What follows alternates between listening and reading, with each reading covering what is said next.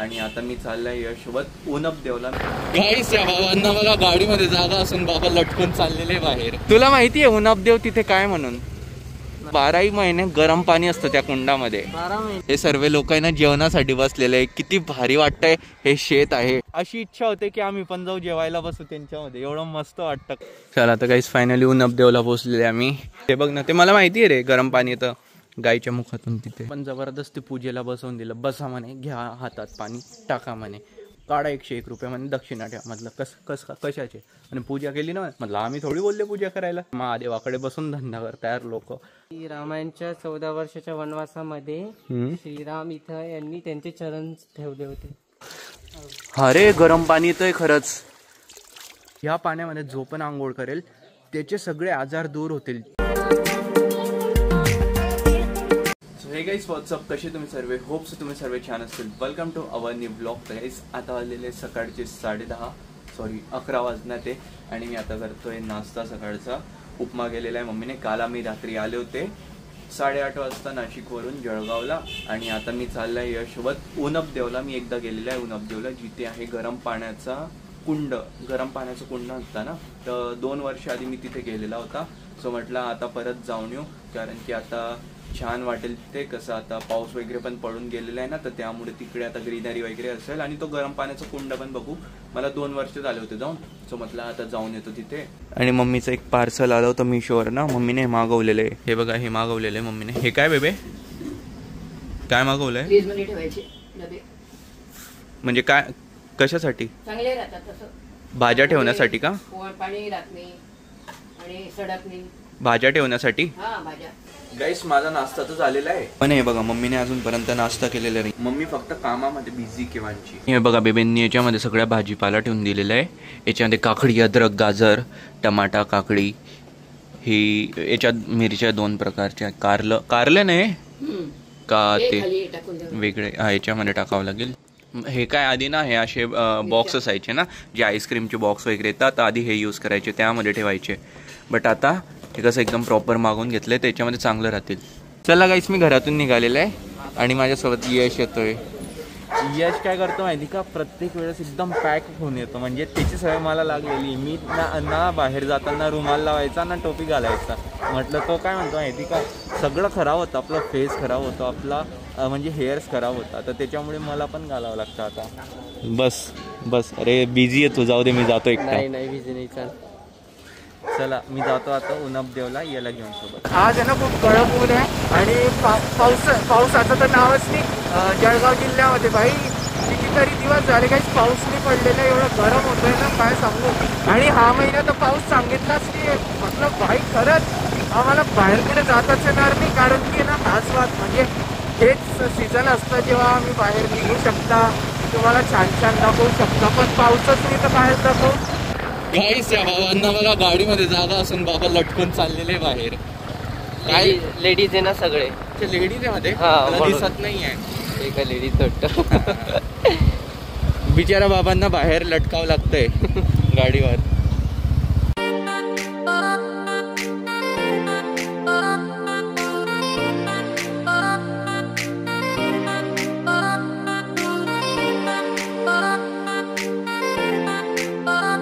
तर गाईस इथे पाण्याची बॉटल घ्यायला थांबले होते, तर पाण्याची बॉटल घेतलेली आहे, कारण की हे ऊन आहे ना, तर उन्हामुळे एवढं गरम होतंय आणि एवढी तहान लागते ना। तुला माहिती आहे उनपदेव तिथे काय म्हणून? नाही, तिथे आहे गरम पाण्याचं कुंड। तिथे 12 महिने गरम पाणी असतं त्या कुंडामध्ये। 12 महिने। तू ती स्टोरी ऐकली असेल की प्रभू श्रीरामांनी एका ठिकाणी धनुष्यबाण मारला होता, तर तिथून कंटिन्यू पाणी वाहतं, बरोबर? तर तशीच ही स्टोरी आहे। फक्त आता मला स्टोरी आठवत नाही, तिथे जाऊ आपण कोणाला तरी विचारू। आणि तुम्हाला वाटत असेल की पाणी उन्हामुळे गरम होत असेल, असं काहीच नाही। जेव्हा पाऊस असतो तेव्हा पण ते पाणी गरमच असतं, पण तुम्ही गरम पाण्यामध्ये नको या, कारण की सध्या पावसाळा चालू आहे। थंड पाण्यामध्ये जा तुम्ही। हे बघा गाईस समोरचा व्ह्यू किती मस्त आहे, बट खाली पाणीच नाही, एकदम कमी पाणी आहे। तर गाईस आता आम्हाला जायचंय उनपदेवला। उनपदेवला जायला हा चोपड्याचा रस्ता धरावा लागतो, आणि जर मनुदेवी जायचं असेल तर मनुदेवीला हा किनगावकडनं, किनगाव पण एकदम सरळ आहे इथून, बट हो इथून थोडं असं फाकावं लागतं मनुदेवीसाठी, पण इथून पुढे जाऊन असं, आणि हा जातो चोपड्याला। गाईस हे बघा आम्हाला काय दिसलं, आम्ही जात होते रस्त्यातून तर हे बघा मस्त एका झाडाखाली हे सर्व लोक आहे ना जेवणासाठी बसलेले आहे. किती भारी वाटतंय. हे शेत आहे, एवढं मस्त शेत, ते शेतामध्ये काम करताय, काम झाल्यानंतर ते इथे जेवायला बसताय. एवढं भारी वाटतंय ना. अशी इच्छा होते की आम्ही पण जाऊ जेवायला बसू त्यांच्यामध्ये. एवढं मस्त वाटतं. खरंच सांगतो, शेतात जाऊन जेवायला आहे ना एक वेगळंच मजा असते ती शेतात जाऊन जेवणाची. आणि माझ्या समोर बघा मस्त सातपुडा डोंगर, किती भारी वाटतंय बघायला.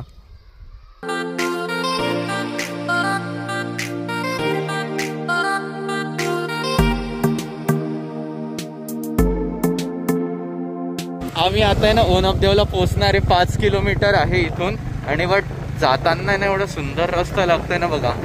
मस्त आजूबाजूला झाड आहे माझ्या आणि ते आमच्या वर आलेले.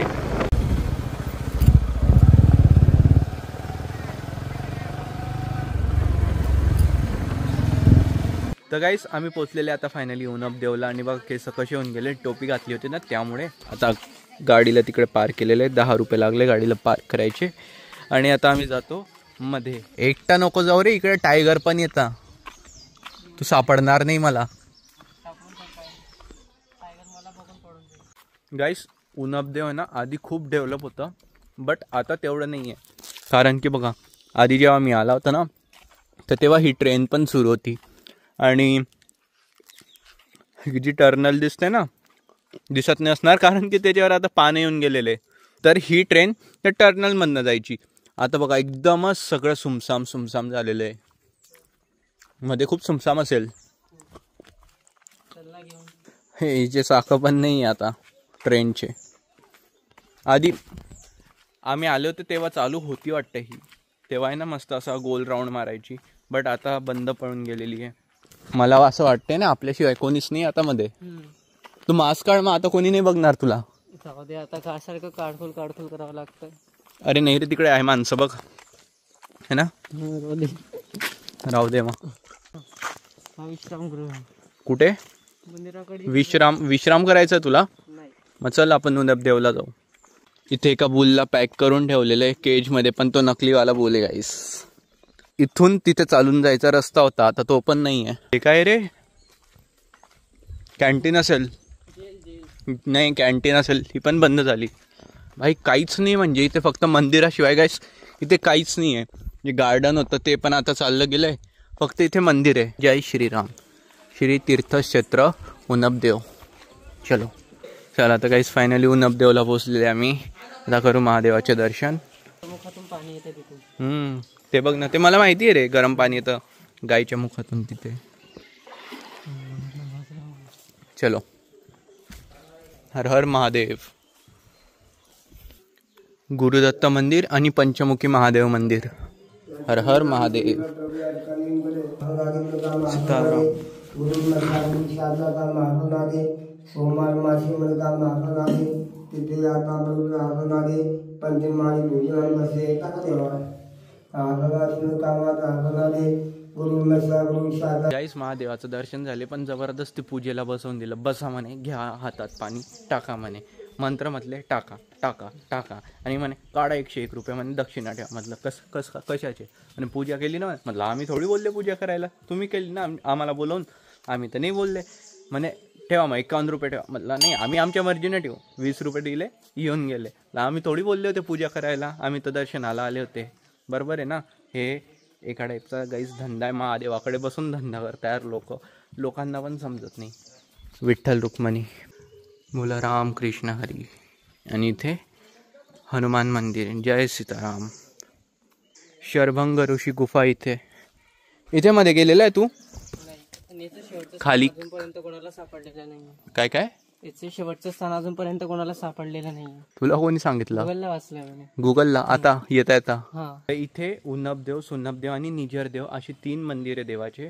आणि रामायणमध्ये पण याचे सुद्धा वर्णन केलेले, कारण की हे रामायणच्या काळामध्ये सुद्धा होतं हे मंदिर उन्नपदेव.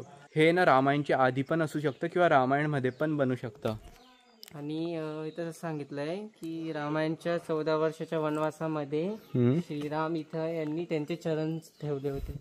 इथे श्रीरामांचे चरण 14 वर्षाचा जो वनवास होता त्यांचा. म्हणजे हे तर क्लिअर आहे की हे रामायणच्या आधीच आहे. आणि तुम्हाला माहिती आहे हे जे इथे कुंड आहे ना, जे गाईच्या मुखातनं पाणी येतं तिथून ते बघा, ते दिसत असेल ते पाणी येते ना गाईच्या मुखातनं. इन्फिनिटी ते कधीच थांबत नाही. हे कधीच थांबत नाही आहे ना, 12ही महिने येत राहतं आणि गरम पाणी असतंय. आणि वरून असं पण सांगितलं गेलेलं आहे की ह्या पाण्यामध्ये जो पण आंघोळ करेल त्याचे सगळे आजार दूर होतील, त्याला स्किन रिलेटेड जे पण आजार असतील ना सगळे दूर होऊन जातील. जा, अरे बापरे, हा हा हा हा. चला खाली जाऊन बघू. खरे पोचला पण तिकडे तू. 24 मंथ रेग्युलर पाणी येत राहतं तिथून. 24 मंथ रेग्युलर, उन्हाळा असो पावसाळा असो का काय पण असो. गावातलेच आहे का मित्रा तुम्ही? कुठले आलेले तुम्ही? इथलेच आहे का? ओ, किती खोल आहे हे? 4 फूट आहे बस. अच्छा, म्हणजे पाय टेकतील तुमचे, आमचे पण टेकतील. काय झालं रे, कवर मारतो स्वतःला?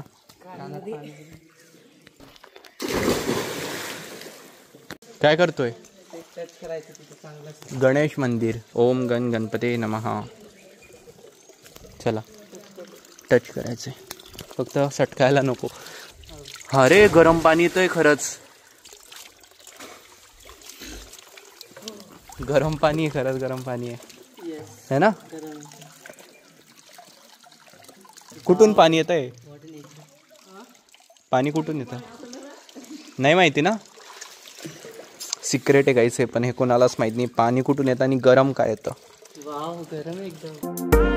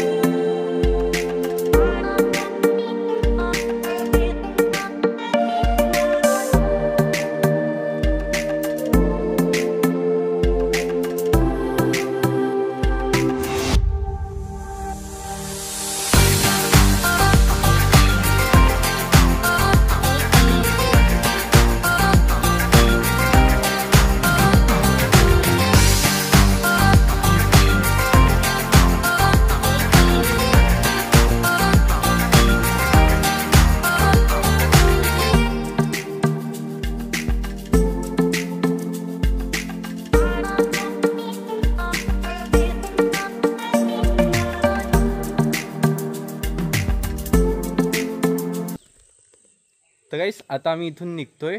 इथे ना फक्त मंदिर आहे, मंदिराशिवाय आता बाकी काहीच राहिलेलं नाही आधीसारखं. आधी ना इथे गार्डन होतं थोडंफार, म्हणजे कसं तो पार्क टाईप म्हणू शकता असं पण होतं, बट आता काहीच नाही आहे. सगळं इथे गवत गवत गवत येऊन गेले सर्वीकडे. आम्ही आहे ना आता पाण्याच्या बॉटलमध्ये हे पाणी घेतलं, जे गरम पाणी येतं आहे ना, हे पाणी घेऊन घेतलं आहे आम्ही. गरम आहे आता पण आहे. काय म्हणतोय? काहीच नाही इथं, पण ते नंदीगड खूप छान आहे, मस्त आहे. डायरेक्ट पूर्ण एकदम थंड वाटेल, पण ते पाणी ना एकदम गरम वाटतं.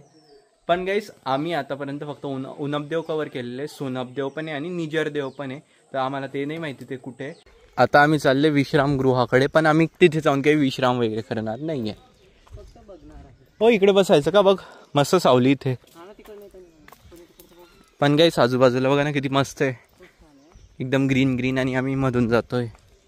तर चला आता निघतो आम्ही परत घरासाठी. आणि इथे ते एवढं काही होतं नाही, फक्त ते पाण्याचं कुंड होतं आणि मंदिर होतं, दर्शन वगैरे केले. आता निघताय आणि आता खूप गरम होतं गाईस, खरंच सांगतो. या उन्हाने ना भयंकर त्रास देतोय.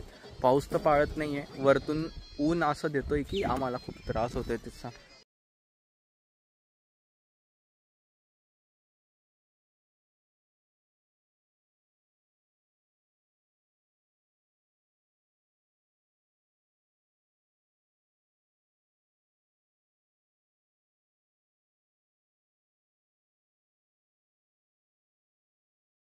फायनली मी पोचलेलो आहे आता घरी.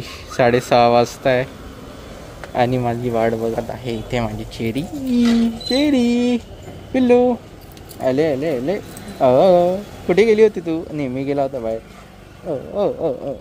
माझी पिल्लू. तर काहीच आता वाजले रात्रीची 10:30.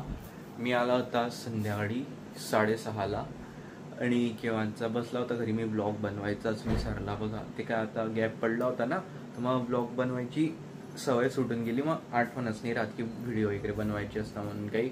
आता पण मला रील बनवायची आहे, पण वेळ बाहेर होता तेव्हा पण मला नाही आठवलं. ते सवय पडून गेलेली, काय करू आता या सवयीची, तूच सांग. कस काय मारू या सवयीला?